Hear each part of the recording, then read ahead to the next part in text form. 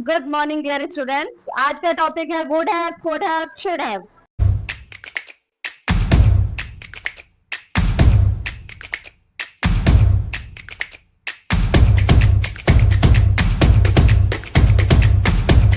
Good morning dear students. आज का topic है would have, could have, should have. आज हम क्या पढ़ने जा रहे हैं? आज हम पढ़ेंगे कुड हैव, वुड हैव और शुड हैव। क्या यूज होता है कुड हैव का, क्या यूज होता है शुड हैव का, क्या यूज होता है वुड हैव का, इसको मैं आपको डिटेल में एक्सप्लेन करने वाली हूँ। सबसे पहले आप देखिए शुड हैव। ठीक है, should have. Next is could have. यहाँ पे एल लिखा जरूर है, लेकिन एल कहता है my dear student silent word. क्या है वो? Silent word. What is the meaning of the silent word? जिसको लिखा तो जाता है लेकिन पढ़ा नहीं जाता। They are include in the silent word. Would have. अब क्या है? शुड हैव का यूज होता है। शुड हैव का यूज होगा चाहिए था। क्या यूज होगा? चाहिए था। चाहिए के लिए आपने किसका यूज किया? शुड का। यहाँ पर भी हम सजेशन ही दे रहे हैं, लेकिन सजेशन कब दे रहे हैं? बात हो रही है यहाँ पे behalf of the past time. किसकी बात हो रही है? Behalf of past time. Past में ऐसा काम आपको करना चाहिए था। You should have done your graduation. क्या बोला मैंने? You should have done your graduation. आपको अपना ग्रेजुएशन कंप्लीट करना चाहिए था। आप नहीं कर पाए because of any reason.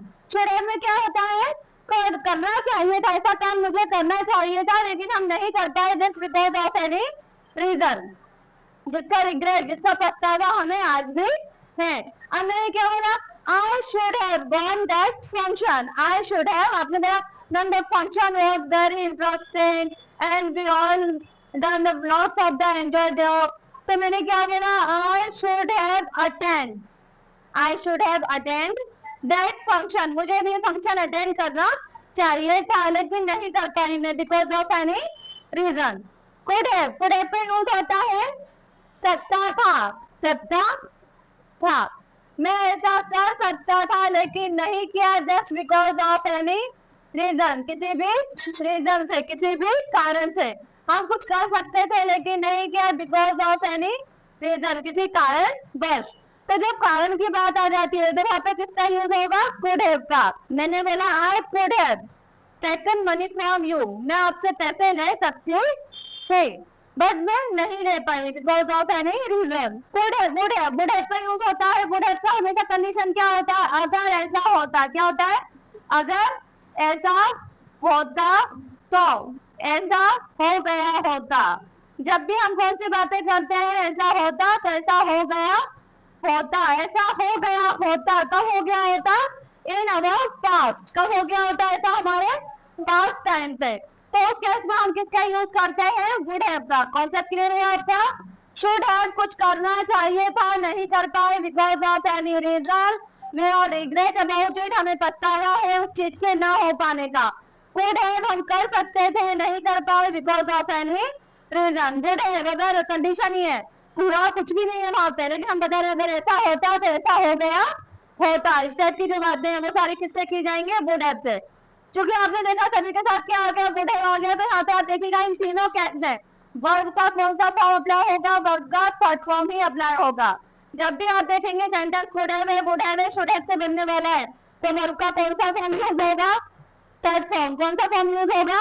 Third form. बाकी अगर हैव नहीं आ रहा है तो वर्ब का कौन सा फॉर्म यूज किया था अभी तक आपने? First form. चलिए अब हमें सेंटेंस देखते हैं। फर्स्ट सेंटेंस होगा शुड हैव। मैंने बोला, मैंने देखा भाई नम्रता अच्छी इंग्लिश बोल रही है, मैंने बोला you should have, you should have, you should have spoken English in that function. क्या बोला मैंने? You should have spoken English in that function. तुम्हें उस फंक्शन में इंग्लिश बोलना चाहिए थी। नम्रता अपने नर्वसनेस के कारण नहीं बोल पाई, तो मैंने उसे क्या बोला? You should have spoken English in that function. Could have. Could have का यूज क्या होता है? जब हम किसी काम को कर सकते थे, जैसे आपके दादाजी ने बोला when I was young I could have run fast. When I was young, when I was young, जब मैं यंग था, when I was young I could have run fast. I could have run fast. मैं तेज दौड़ सकता था। Run पर run क्यों लिया मैंने, क्योंकि रन का थर्ड फॉर्म भी क्या होता है, रनिंग होता है। Sentence for would have, sentence के लिए यूज कर रहे हैं यहाँ पर, वुड हैव के लिए। अगर ऐसा होता तो ऐसा हो गया होता। ये क्या बोला मेरे स्टूडेंट ने, इफ आई लर्न इंग्लिश।